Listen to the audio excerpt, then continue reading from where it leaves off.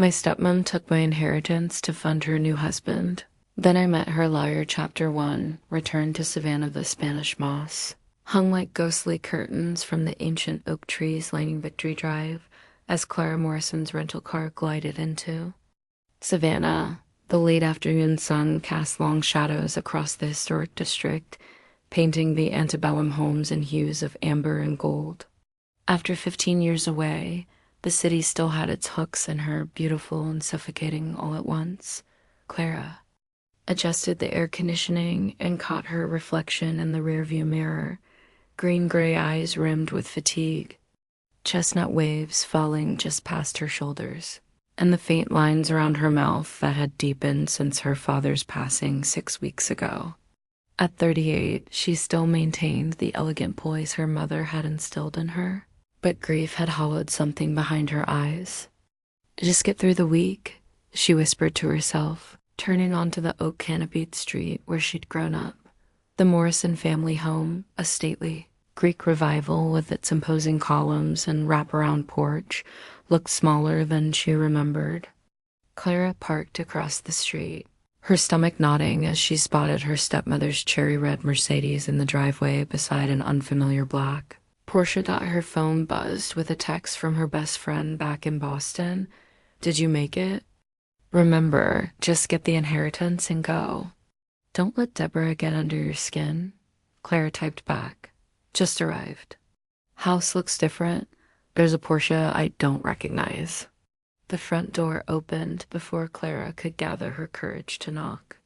There stood Deborah Morrison, or whatever her last name was, now 50 years old, but looking 40 thanks to the miracles of modern cosmetic enhancement. Her platinum blonde hair was swept into an elegant updo, her ice blue eyes calculating. Beneath perfectly arched brows, her porcelain features arranged in a practiced smile that never quite reached those cold eyes. Clara, darling. Deborah's voice dripped with honey-coated venom. You finally made it. We were beginning to wonder. Clara forced herself to step forward, accepting the air kiss that barely disturbed the air between them. Traffic from the airport was heavy, she lied, having actually spent an hour parked at a riverside cafe, steeling herself for this moment. Well, you're here now. Come in. There's someone I want you to meet. Clara's footsteps echoed across the marble foyer that her father had installed during the renovation 10 years ago, the renovation that had coincided with her mother's death and Deborah's swift appearance in their lives. Family photos once featuring Clara and her parents had been replaced with artful black and white portraits of Deborah and a handsome, silver-haired man Clara didn't recognize in the sunlit conservatory that had once been her mother's sanctuary. The stranger from the photographs stood with his back to them, admiring the garden through the wall of windows. He turned at their entrance, and Clara immediately understood Deborah's attraction. Tall and athletic, with perfectly groomed salt and pepper hair, and the kind of confident smile that belonged in luxury watch advertisements, he exuded wealth and charm in equal measure. Clara, this is my husband, Richard Harrington, Deborah announced, sliding her arm possessively through his. Richard, this is Stanley's daughter, not my stepdaughter. Just Stanley's daughter. The distinction wasn't lost on Clara. Richard stepped forward with practiced ease, extending a manicured hand. Clara, I've heard so much about you. I'm sorry. It's under these circumstances that we're meeting.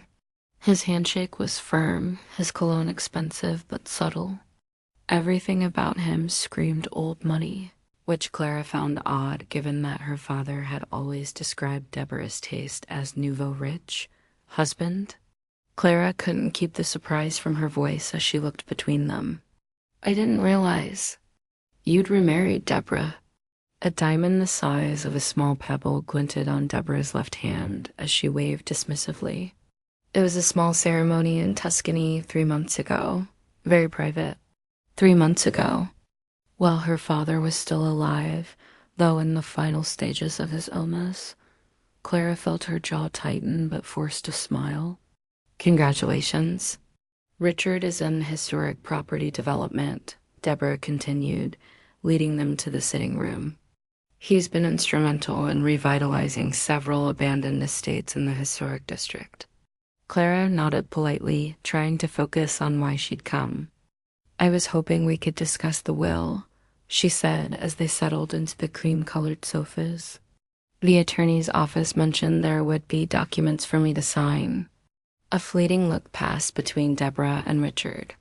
About that, Deborah began, her voice taking on a rehearsed quality. There have been some complications. Clara felt a cold dread spreading through her chest. Richard leaned forward, all sympathetic eyes and concerned frown. Your father made some investments in the final years that didn't pan out. The market downturn, medical expenses. I'm afraid the estate isn't what it once was. Clara looked between them, the room suddenly feeling airless. What exactly does that mean? Deborah sighed dramatically. It means, dear, that after settling debts and accounts, there's nothing left to distribute. In fact, we had to sell most of your father's art collection just to keep this house. That's impossible, Clara said, her voice barely above a whisper. Dad's company was valued at over $8 million when he semi-retired 5 years ago. The beach house in Tybee Island alone is worth. Sold, Richard interjected smoothly. Last year, the company had been losing value for years. Surely you knew that, but she hadn't known. Her father had always been intensely private about his finances, even with her. After their falling out when she'd moved to Boston after she'd criticized his hasty marriage to Deborah, their conversations had become surface level, polite but distant. I'd like to see the financial records, Clara said firmly. Deborah's smile tightened. Everything was handled by our attorney. If you have questions, you can direct them to Michael Reeves at Blackwood and Associates. She handed Clara a business card with an elegant script logo, though I'm not sure what good it will do. The estate is settled. Clara stared at the card, her mind racing. How could everything be gone? Her father had promised her mother on her deathbed that Clara would always be taken care of, that her inheritance would secure her future. Now, Deborah was claiming there was nothing left. As if reading her thoughts, Deborah added with false sympathy, I know you were counting on that. Inheritance to fix your financial situation. How's that little gallery of yours doing in Boston? The condescension in her voice made Clara's cheeks burn. Her art gallery wasn't little, it was respected in the community, even if it struggled to turn a profit in recent years. The gallery is fine, Clara replied stiffly. And I wasn't counting on anything. I just find it hard to believe that everything disappeared so quickly. Richard cleared his throat. Perhaps you'd like to stay for dinner? We can catch up properly. The thought of breaking bread with them made Clara's stomach turn. Thank you, but I have plans, she lied, rising to her feet. I'll be in touch after I speak with the attorney. As Deborah showed her out, Richard mysteriously disappearing into another room, she gripped Clara's arm just a little too tightly. Your father wanted you to have this, she said, pressing a small velvet box into Clara's palm. It was your mother's. Not worth much, I'm afraid, but he insisted. Inside was her mother's silver locket, the one Clara had thought lost years ago. Her throat tightened as she snapped the box shut. One more thing, Deborah added, her voice dropping to a whisper as they reached the door. Don't waste your time with Michael Reeves. The will is ironclad. Stanley made sure of that. As Clara walked back to her car, the weight of the locket heavy in her hand, she couldn't shake the feeling that something wasn't right. The Porsche gleamed in the driveway, a symbol of the life Deborah now led with her new husband, a life seemingly funded by her father's fortune. Her phone buzzed again. A text from an unknown number. Miss Morrison, this is Michael Reeves from Blackwood and Associates. I need to speak with you regarding your father's estate. There are matters Deborah Morrison Harrington isn't aware of. Please call my office at your earliest convenience. Clara stared at the message, then at the mansion that had once been her home. Through the window, she could see Deborah and Richard embracing, crystal glasses of amber liquid in their hands, toasting to something she couldn't hear. Asterisk, in that moment, Clara made a decision. She wasn't leaving Savannah until she uncovered the truth. If you're enjoying the story of family betrayal and hidden secrets, make sure to hit that subscribe button. You won't want to miss what happens when Clara meets the mysterious lawyer who knows more than he's letting on. New chapters every week where truth, justice, and maybe even a second chance at love await our heroine in the moss-draped streets of Savannah. Chapter 2. The lawyer's office. Blackwood and Associates occupied the second floor of a meticulously restored 19th century building on Broughton Street. Clara checked her reflection in the polished brass directory plate, smoothed her navy dress, and took the marble staircase up to a reception area that balanced Southern tradition with modern professionalism. Young receptionist smiled warmly. "Ms. Morrison, Mr. Reeves is expecting you right this way." Clara had Googled Michael Reeves the night before in her hotel room, finding only a basic profile on the law firm's website and a few mentions in local business journals. 35 years old, graduated with honors from Emory Law, specialized in estate planning and probate litigation. Nothing that explained why he'd reach out so cryptically about her father's will. The receptionist led her down a hallway lined with black and white photographs of historic Savannah, stopping at a corner office with floor-to-ceiling windows overlooking the oak-lined street below. "Clara Morrison," announced a deep voice as she entered. Michael Reeves stood beside his desk, hand extended in greeting. He was taller than she'd expected, his dark brown skin contrasting with a crisp white shirt rolled up at the sleeves. A blue tie hung loosely around his neck, as if he'd been working long hours and had forgotten it was there. His eyes, a warm brown that caught the morning light, studied her with surprising intensity. "Thank you for meeting me," Clara said, taking his offered hand. His grip was firm, assured, and she noticed a slight callus on his palm that seemed at odds with his profession. "Please have a seat." He gestured to a leather chair across from his desk, which was organized in neat stacks of folders and legal pads. A framed photograph faced away from her view. "Coffee? Water?" "I'm fine, thank you."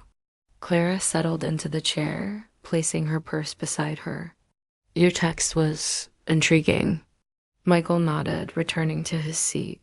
He leaned forward, elbows on the desk, fingers steepled in front of him.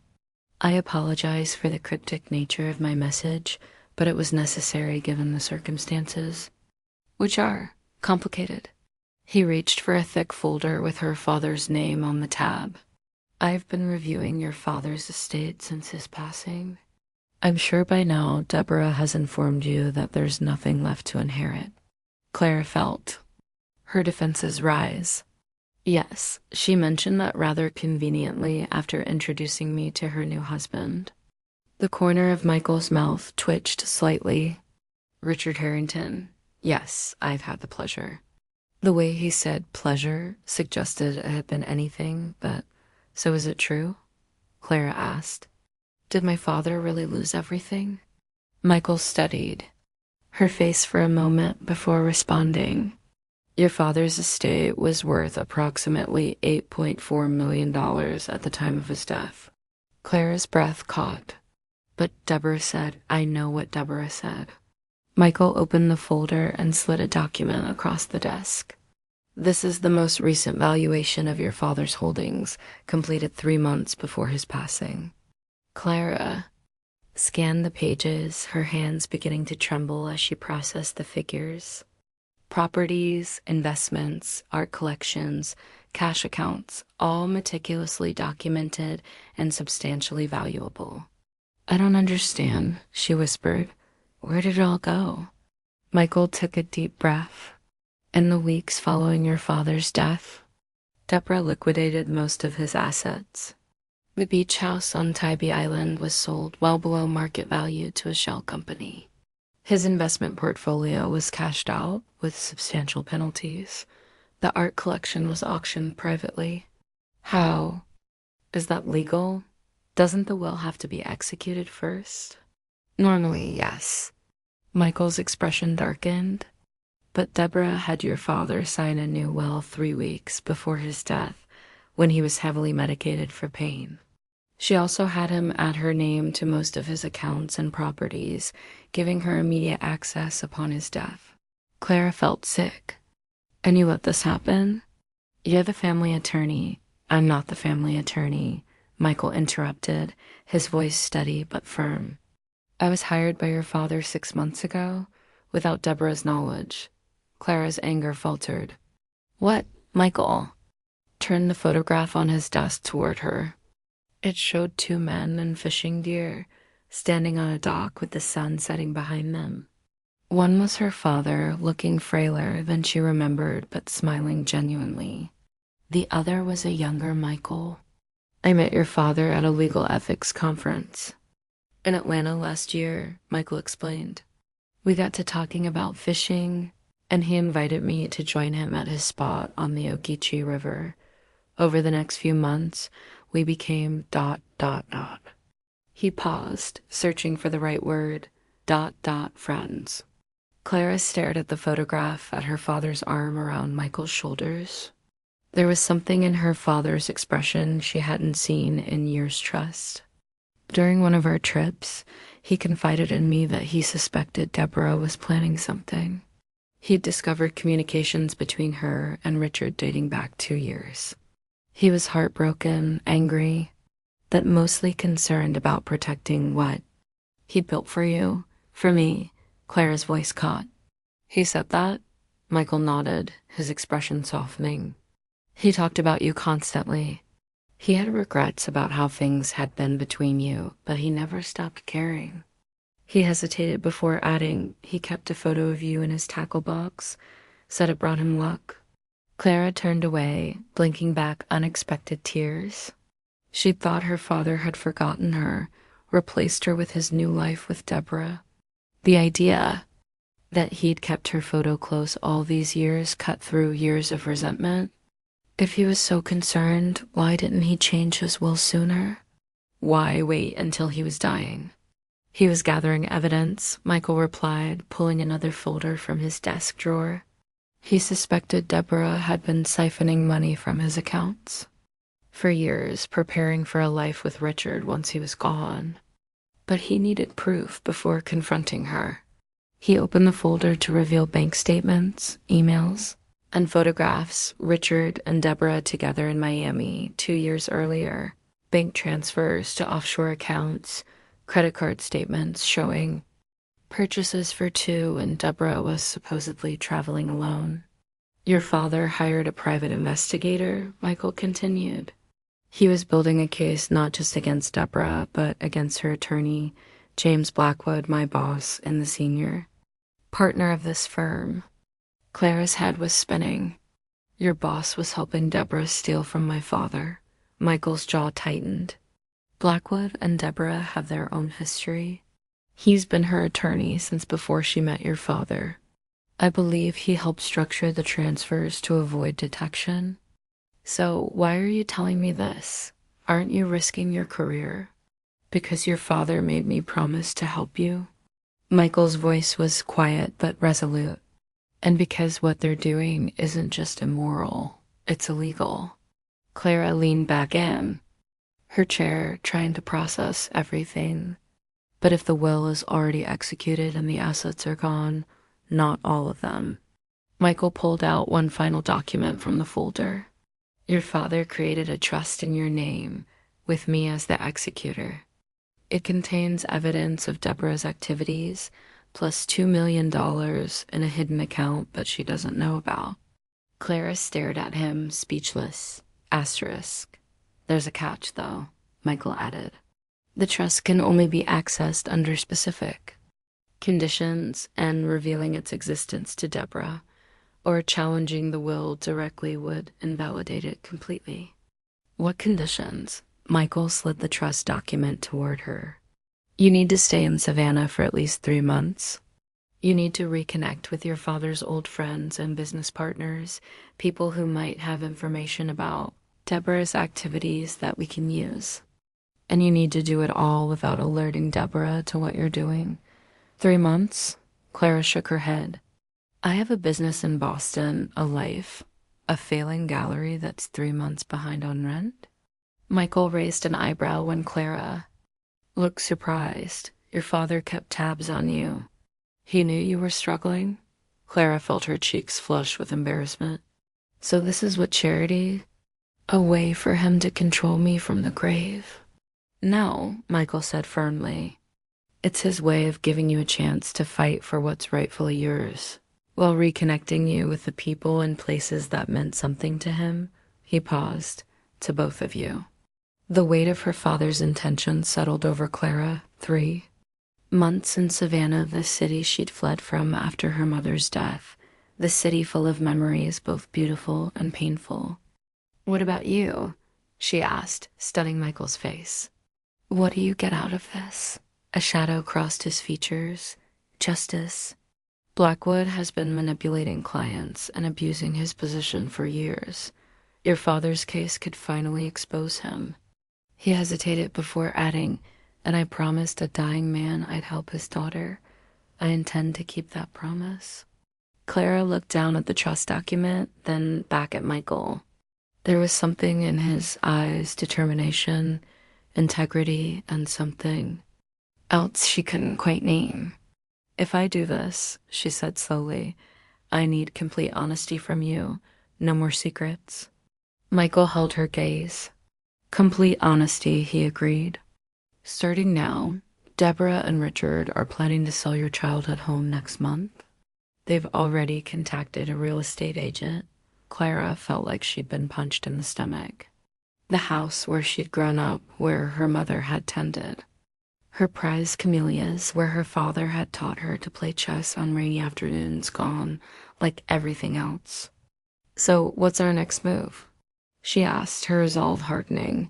Michael smiled for the first time since she'd entered his office, a warm, genuine smile that transformed his serious features. Our next move, he said, reaching for his phone, is to find you a place to stay for the next 3 months. And then we start making Deborah very, very nervous. As he dialed a number, Clara found herself studying his profile, the determined set of his jaw, the intelligence in his eyes, the way he seemed to carry the weight of his principles without bending. For the first time since returning to Savannah, she felt something other than grief and anger. She felt hoped out. Chapter 3. Secrets of Savannah. The summer heat pressed down on Savannah like a weighted blanket, the air thick with humidity as Clara followed Michael up the wrought iron staircase to the apartment above Mrs. Evelyn Beaumont's carriage house. Trumpet vines climbed the ancient brick walls, their orange blossoms drawing hummingbirds that darted around them as they reached the landing. Mrs. Beaumont was your father's first client when he started his accounting firm, Michael explained, fishing the key from his pocket. She's been renting this place out to law students usually, but when I told her Stanley Morrison's daughter needed somewhere to stay, he pushed open the door to reveal a sunlit studio apartment with hardwood floors, tall windows draped in gauzy, white curtains, and a small kitchenette in the corner. It was simple but charming, with bookshelves built into the walls and a 4-poster bed beneath a lazily turning ceiling fan. It's perfect, Clara breathed, setting down her suitcase. After a week in a sterile hotel room, the apartment felt like a breath of fresh air. Mrs. Beaumont will want to meet you for tea tomorrow, Michael warned with a smile. She's in her 80s now, but sharp as a tack, and she knew your mother well. Clara ran her fingers along the spines of the books on the shelf. Southern literature, classics, local history, and a few modern mysteries. It will be nice to talk to someone who knew my parents before. Everything before Deborah? Michael asked, leaning against the doorframe. Clara nodded, turning to face him. You have to understand my mother died, and within 6 months, Deborah was living in our house. I was 18, about to leave for college. Dad just seemed to erase everything about our previous life. Michael's expression softened. From what your father told me, he was drowning in grief. Deborah offered a lifeline, or at least that's what he thought at the time. And by the time he realized who she really was, it was too late, Clara finished bitterly. It's never too late for the truth, Michael said, straightening up. Speaking of which, we should get started on our investigation. I've made a list of people your father mentioned, friends, business associates, people who might have information about Deborah's activities. He pulled up his phone, showing her a document with names, addresses, and brief notes beside each one. Clara scanned the list, recognizing some names from her childhood. Thomas Welford, he and Dad were in Rotary together. And Edward Chun, he was Dad's golf partner for years. Exactly. These are people who knew your father well, who might have noticed changes in his behavior or financial habits after Deborah came into the picture. Michael scrolled down the list. We also need to look into Richard Harrington's business dealings. Your father suspected he was using laundered money for his historic renovation projects. Clara sat on the edge of the bed, suddenly overwhelmed. This is not that a lot. I'm not a detective, Michael. I'm an art gallery owner from Boston who can barely balance her own checkbook. Michael's laugh was unexpected, warm, and genuine. You're also Stanley Morrison's daughter. From what he told me, you've got his stubborn streak and your mother's intuition. He sat beside her, his shoulder lightly touching hers. Besides, you don't have to do this alone. That's why I'm here. The proximity made Clara acutely aware of him, the faint scent of his cologne, the way his rolled-up sleeves revealed strong forearms, how his voice dropped slightly when he was being sincere. Why are you really doing this? She asked quietly. And don't say it's just because you promised my father. Michael was silent for a moment, looking down at his hands. 5 years ago, I worked a case similar to your father's. An elderly client, a predatory second wife, missing assets. I was fresh out of law school, working under Blackwood. When I raised concerns about the wife's behavior, Blackwood shut me down. The client died 3 months later, and his children from his first marriage got nothing. His jaw tightened. I should have fought harder. I should have gone outside the firm, if necessary. But I was scared of losing my job, my reputation. He looked up, meeting Clara's eyes. I've regretted it ever since. Clara could see the weight of that regret in his expression. So I'm your redemption story? No, he said firmly. You're someone who deserves justice. And if bringing down Deborah and Blackwood in the process helps me sleep better at night, then that's a bonus. A knock at the door interrupted them. Mrs. Beaumont stood there, a tiny woman with a cloud of white hair and bright, inquisitive eyes behind tortoiseshell glasses. She carried a tray with a pitcher of tea and a plate of cookies. I thought you might need refreshments, she announced, sweeping into the room with surprising energy for someone her age. Sweet tea and pecan sandies, Catherine's recipe, dear, she added, nodding to Clara. Your mother used to make these for the garden club meetings. Clara felt a lump in her throat as she accepted the tray. Thank you, Mrs. Beaumont. It's very kind of you. Nonsense. Having Stanley's daughter here is a pleasure. The elderly woman patted Clara's cheek. You have her eyes, you know. Catherine's eyes always saw right through people's nonsense. She cast a meaningful glance at Michael. A useful quality to have these days. Michael cleared his throat. Mrs. Beaumont, Clara, and I were just discussing some business about that awful Deborah woman, I presume. Mrs. Beaumont interrupted, settling herself into the armchair by the window. Never trusted her from day one. Wearing high heels to a funeral, who does that? Clara couldn't help smiling. You were at my mother's funeral? Of course, dear. Your mother and I served on the Historical Society board together for 15 years. She poured tea into delicate glasses with practiced precision, and I saw how that woman sank her claws into your father when he was at his lowest. Shameful, just shameful. Michael caught Clara's eye with a raised eyebrow that clearly said, "See? Exactly the kind of ally we need." "Mrs. Beaumont," Clara began carefully, "did my father ever mention any concerns about Deborah to you? Especially in the last year or so?" The elderly woman's eyes sharpened. He didn't have to say it out loud. I could see it in his face whenever. She'd call while we were having our monthly lunches. Started about 2 years ago, he'd get these calls, and his whole demeanor would change. Tense, worried. "Did he ever mention the name Richard Harrington?" Michael asked. Mrs. Beaumont's lips pressed into a thin line. "That man. Yes, Stanley mentioned him once, said he was buying up half of the historic district with cash that appeared out of nowhere. Stanley was concerned about where that money was coming from." She leaned forward, lowering her voice conspiratorially. "And then last Christmas I saw them." "Saw who?" Clara asked. "Deborah and that Harrington fellow." "At the Savannah Yacht Club Christmas party." Stanley was homesick or so Deborah claimed. But the way those two were carrying on in the corner. She shook her head disapprovingly, not even trying to hide it. "I told Stanley afterward, but he just looked ... defeated." Clara exchanged a glance with Michael. "That would have been right. Around the time he hired the private investigator," he murmured. Mrs. Beaumont nodded sagely. "Stanley came to see me in February. Asked me to be a trustee for something, wouldn't say what exactly. Said it was for your future, Clara." She reached over to pat Clara's hand. I signed the papers Michael brought over.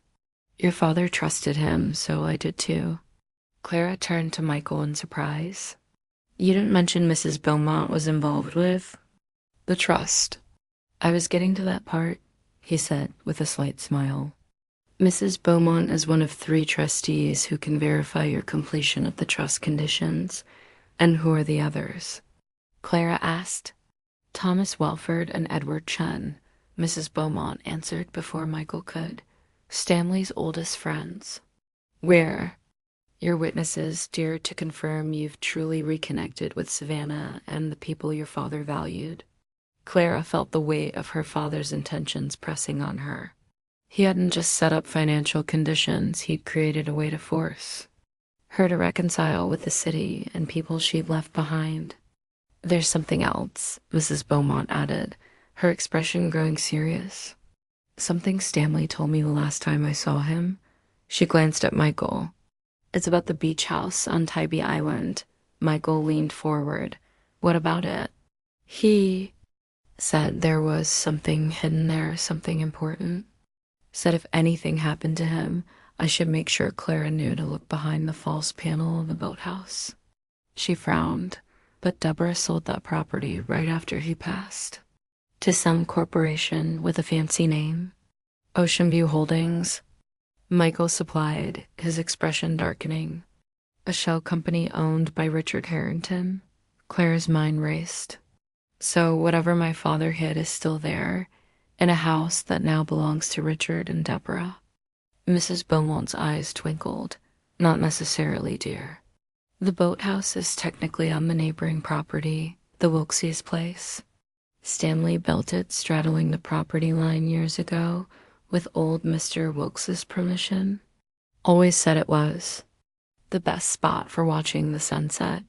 Michael was already pulling out his phone. "The Wilkes still own their property?" "Oh yes," Mrs. Beaumont nodded. "Margaret Wilkes would never sell that house. It's been in her family for generations." Clara felt a spark of hope. "So we could access the boathouse without going onto Richard and Deborah's property?" "In theory," Michael said, scrolling through property records on his phone. "But we'd need the Wilkes' permission, and we'd need to be careful if Deborah or Richard spotted us." "Margaret's grandson Jackson manages the property now," Mrs. Beaumont offered. Lovely boy about your age, Michael. He and Stanley used to fish together sometimes. Clara stood up, energy coursing through her. Then we need to talk to Jackson. Wilkes as soon as possible. Before Richard or Deborah decide to tear down that boathouse. Double quotes, Mrs. Beaumont smiled approvingly. Now you're thinking like your mother, dear. Catherine never let an opportunity slip by. She rose from her chair with surprising agility. I'll leave you two to plan. Jackson usually tends bar at the River Street Oyster House on weekends. You might find him there tonight. After she left, Michael turned to Clara with newfound urgency. If your father hid something in that boathouse, it must be important. Documentation, evidence, or the key to whatever Deborah's been hiding, Clara finished.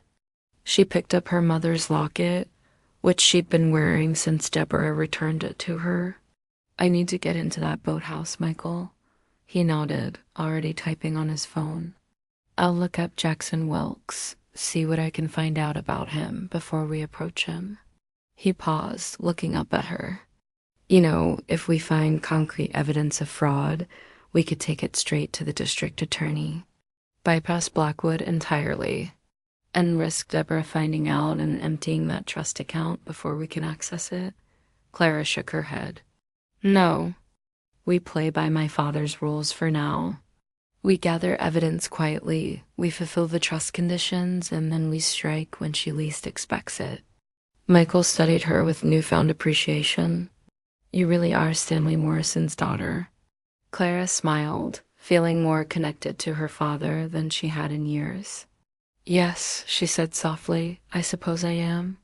As the afternoon sun filtered through, the gauzy curtains casting patterns across the hardwood floor, Clara felt something shifting inside her, the grief and anger making room for determination and purpose. Somewhere in this beautiful, haunted city lay the truth about her father's final years and Deborah's betrayal, and she would find it, no matter what it took. Chapter 4. The Boathouse Secret.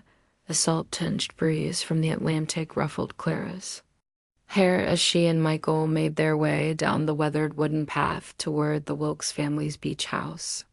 Tybee Island stretched before them, the late afternoon sun gilding the dunes with golden light.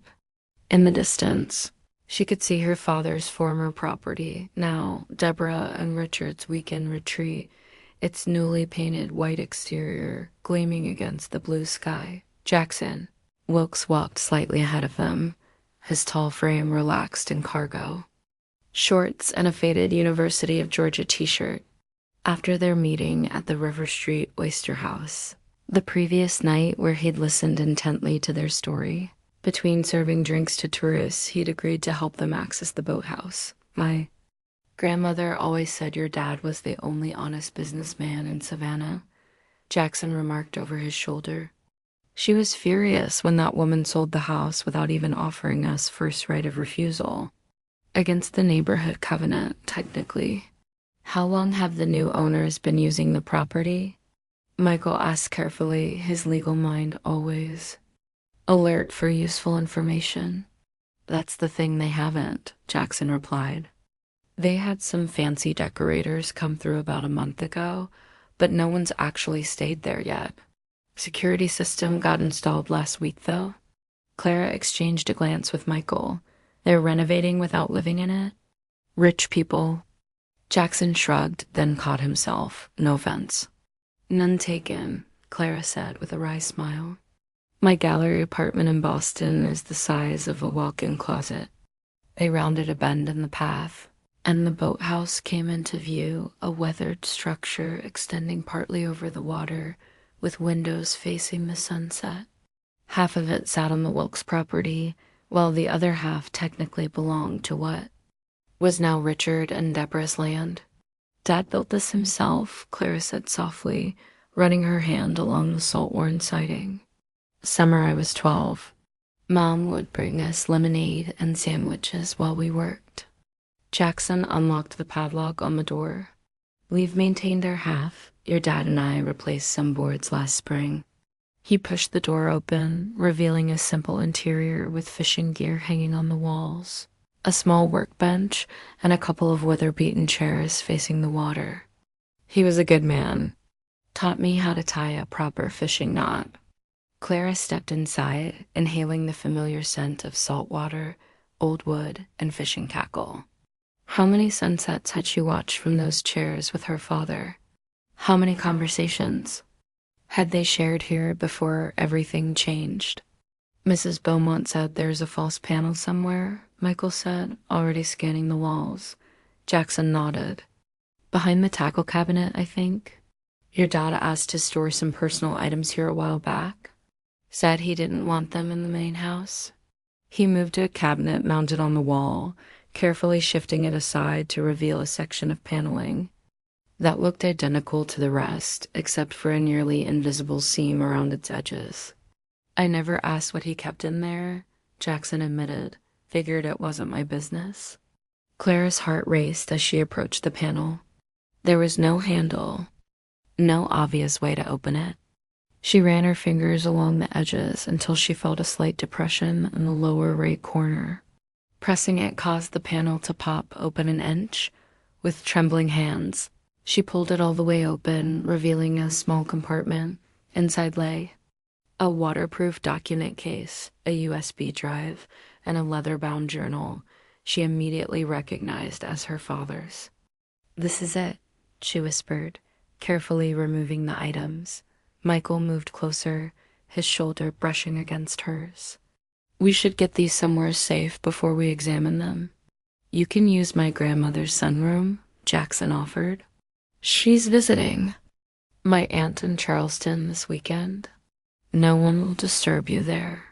Clara clutched the document case to her chest, feeling both triumph and trepidation.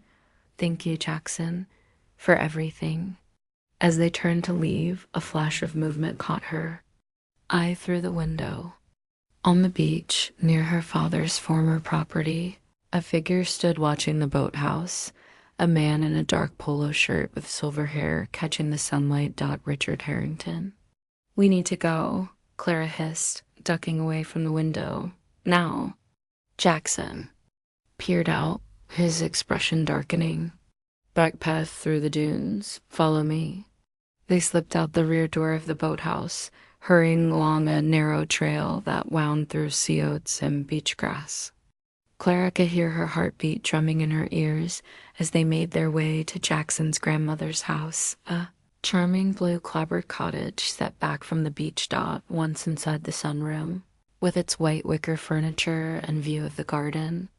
Clara finally allowed herself to breathe. "Do you think he saw us?" she asked Michael, who had been periodically checking behind them. "I don't know," he admitted, "but we shouldn't stay here long, just in case." Clara nodded, setting the document case on the glass-top table. With careful fingers, she unzipped it and spread out its contents. The first document was a letter, handwritten in her father's distinctive script. "My dearest Clara, if you're reading this, then things have gone as I feared they might. I've made terrible mistakes these past years, mistakes that have cost us precious time together. My greatest regret is allowing Deborah to come between us. What you'll find enclosed is evidence of what she's been doing, siphoning money from my accounts to fund Richard Harrington's business ventures, falsifying my signature on documents, and planning for a future that doesn't include me. I've suspected for some time, but it wasn't until I found the offshore account statements that I knew for certain I've set aside funds for you that she can't touch. Michael Reeves knows the details.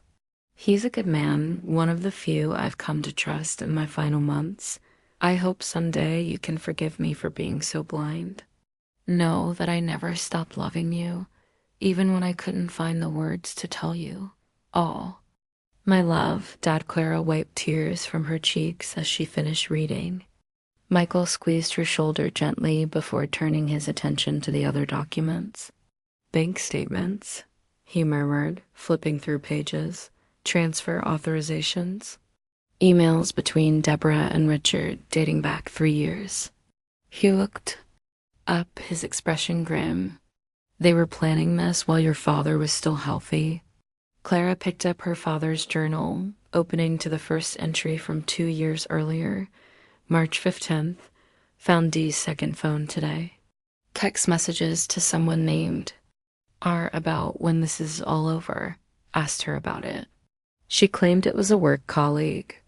First time I've ever caught her in an outright lie. Subsequent entries documented his growing suspicions, his hiring of a private investigator, and eventually his discovery of their affair and financial misdeeds. The final entries were heartbreaking, dying man trying to set things right before it was too late. This is enough to build a case, Michael said, carefully organizing the documents.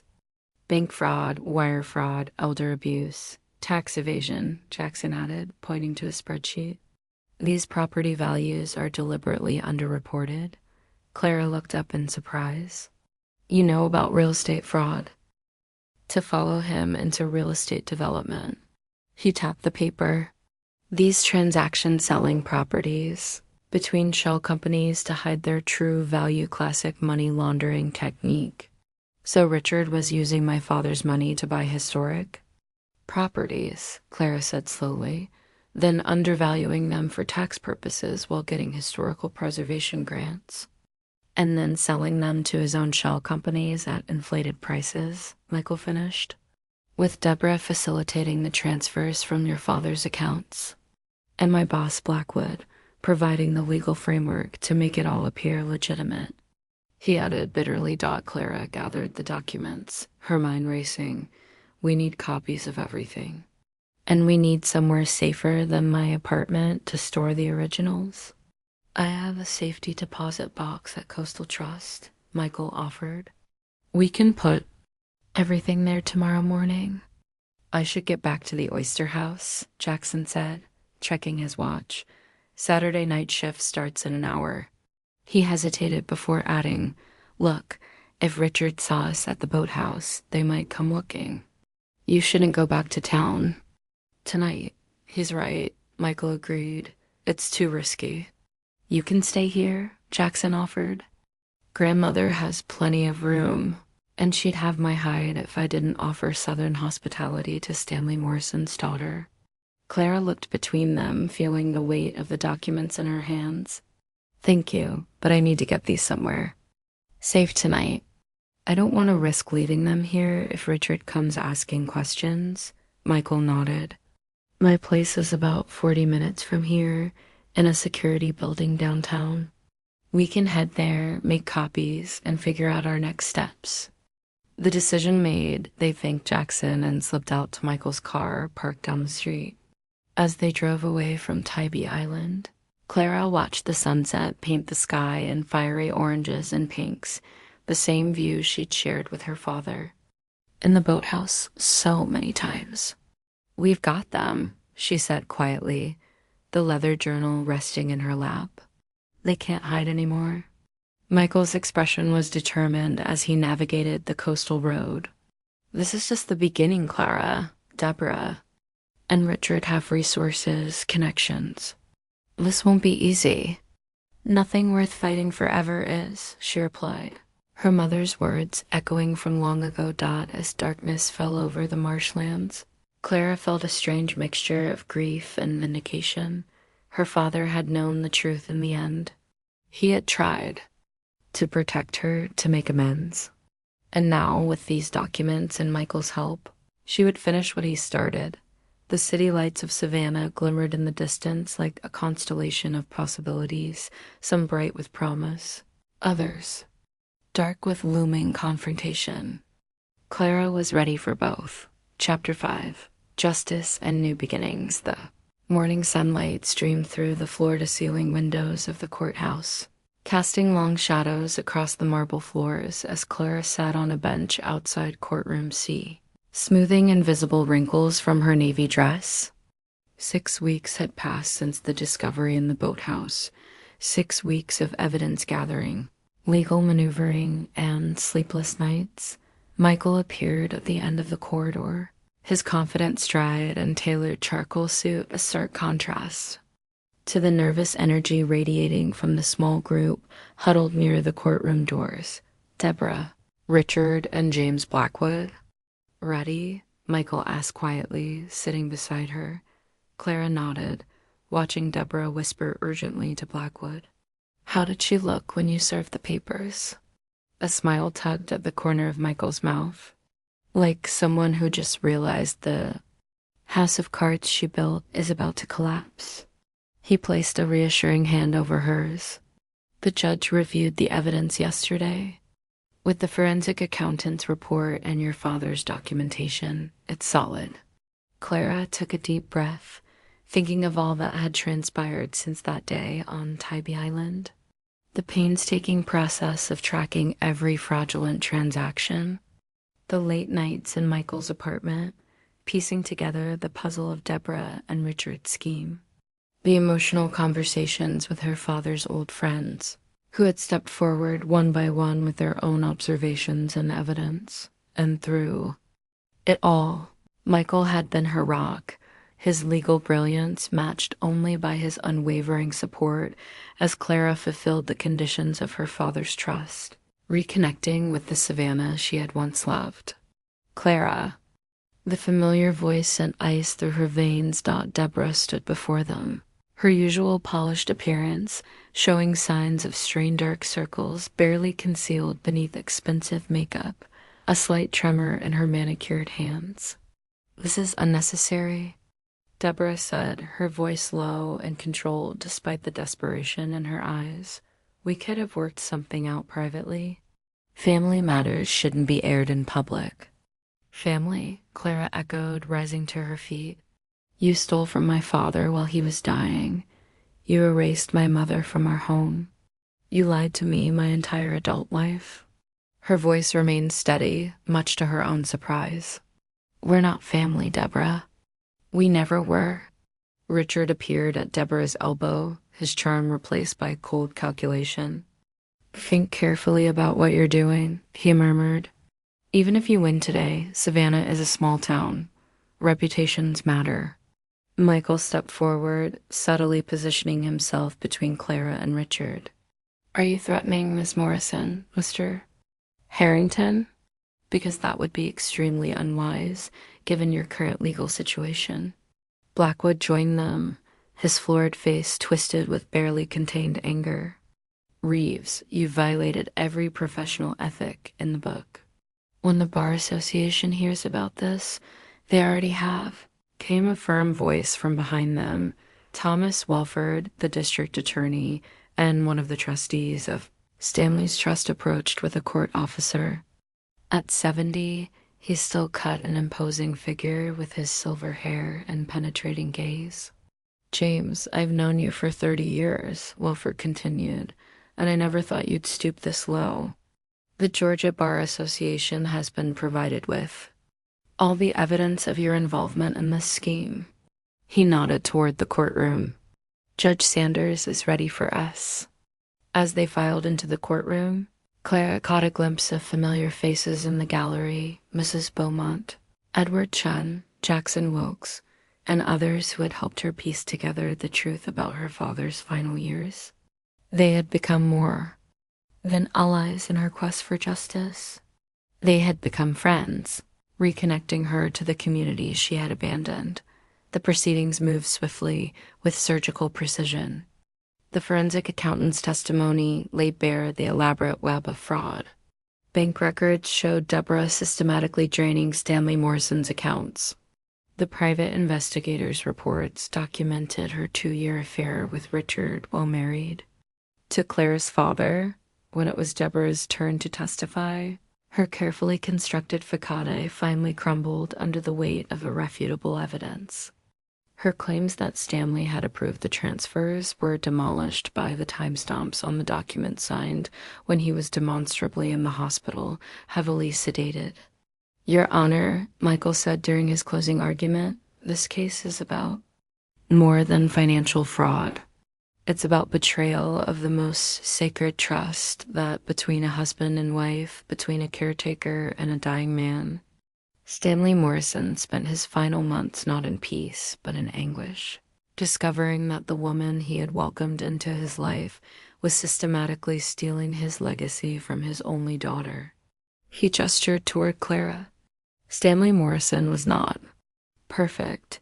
He made mistakes in his life, including pushing away his daughter when she questioned his hasty remarriage. But in his final act, he sought to make amends, to protect what he had built, and to ensure justice would eventually be served. Judge Sanders, a no-nonsense woman with 3 decades on the bench, took less than an hour to render her decision. The trust Clara's father had established was valid. The transfers Deborah had orchestrated were fraudulent. The sale of properties to Richard's shell companies was void. Furthermore, the judge continued, her voice sharp with disapproval, I am referring this matter to the district attorney's office for criminal prosecution. Mrs. Morrison Harrington, Mr. Harrington, and Mr. Blackwood will surrender their passports immediately pending those proceedings. Clara watched as the color drained from Deborah's face. Richard stared straight ahead, his jaw clenched in fury.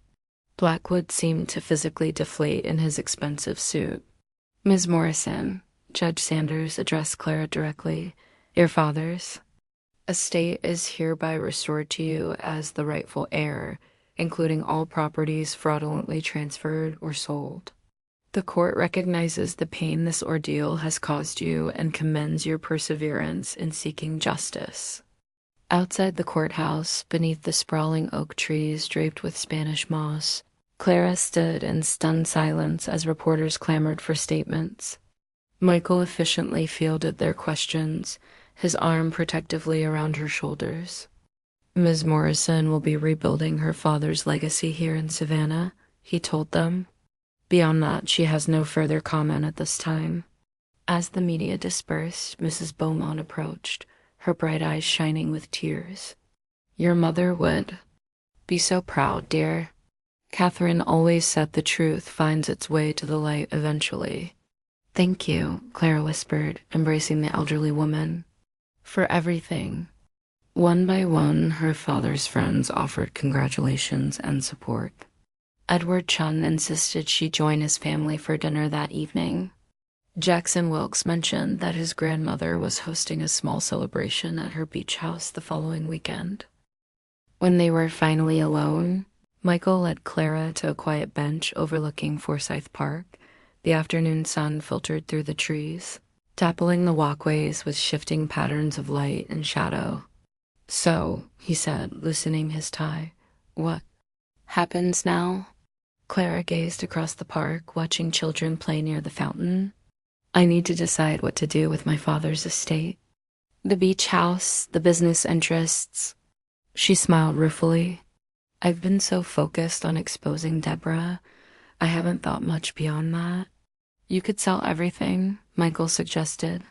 Return to Boston, reopen your gallery with proper funding this time. Clara considered this, realizing with surprise that the idea held little appeal. Boston doesn't feel like home anymore, she admitted. These past 3 months in Savannah ... have changed you, Michael finished softly. She nodded. I've reconnected with my father through his friends. I've rediscovered places I'd forgotten I loved. She hesitated, meeting his gaze. I found connections I wasn't expecting. Michael's expression softened. Your father's conditions for the trust, they weren't just about the money, were they? No, Clara said. He wanted me to come home. To forgive him, maybe. To find some peace with the past. She shook her head in wonder. Even at the end, he was thinking steps ahead, like in those chess games we used to play. He would have made a good lawyer, Michael said with a smile. Speaking of which, Clara turned to face him fully. What about you? Blackwood will almost certainly be disbarred. The firm will be in chaos. Michael exhaled slowly. I've been thinking about that. With Blackwood gone, there's an opportunity to rebuild the practice, restore its reputation. His eyes held a spark of excitement. Focus on elder law, estate protection, help prevent what happened to your father from happening to others. Clara smiled, seeing the passion behind his words. You'd be good at that. I hope so. He hesitated before adding, "There's something else I've been considering." The historic properties Richard was developing, they're in limbo now. Some were partially renovated. Others were just in the planning stages. What about them? With the right management, those projects could actually benefit the community. Affordable housing in the historic district, small business incubators, spaces for local artists.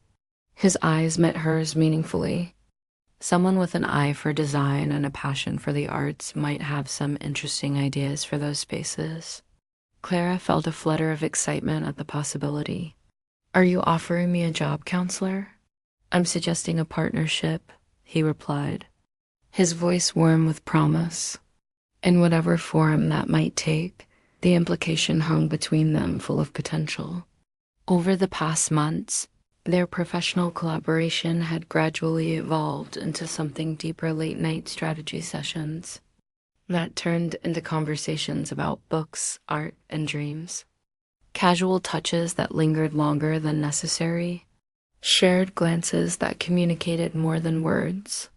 "I'd like that," Clara said softly. "A partnership." Michael reached for her hand, his fingers intertwining with hers. "Your father once told me that the true measure of a person isn't in how they handle success, but in how they rise after being knocked down." He used to say that to me when I was learning to ride a bike, Clara remembered, smiling at the memory. "You've risen, Clara." "Morrison," Michael said, magnificently. As the afternoon light gilded the fountain in the distance, Clara felt something settle within her, a sense of rightness, of coming full circle. Savannah had once been the place she couldn't wait to escape. Now it offered a future she couldn't wait to build. "There's one more thing I need to do," she said, standing and pulling Michael to his feet.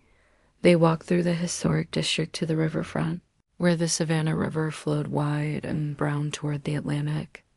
Clara reached into her purse and withdrew the silver locket her mother had worn for so many years, the one Deborah had returned to her that first day.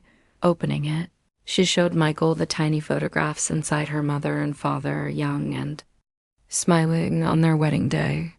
"I've been carrying this since I came back," she explained, holding on to the past. She traced the engraved surface with her thumb. "But I don't need this to remember them anymore. They're all around me in the city and the people who love them and the legacy they built." With a deep breath, she closed the locket and placed it back in her purse. Not to throw away, never that, but to keep as a treasure rather than a burden. "My mother always said that endings are just doorways to new beginnings," Clara said, looking out over the water. "I think I finally understand what she meant." Michael's arms slipped around her waist, solid and supportive. "To new beginnings, then?" As the setting sun turned the river to molten gold, Clara leaned into his embrace, feeling for the first time in years that she was exactly where she was meant to be, not running from the past, but building on its foundation. In the city of her childhood, surrounded by her father's friends who had become her own, with a man who had helped her find justice and perhaps something more. Clara Morrison was finally home. If this story of justice, healing, and second chances touched your heart, be sure to hit that subscribe button.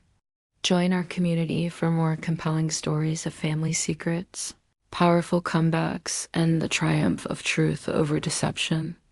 Every week, we bring you emotionally rich narratives that will keep you coming back for more. Don't miss our next chapter. Subscribe now and be the first to know when new stories drop.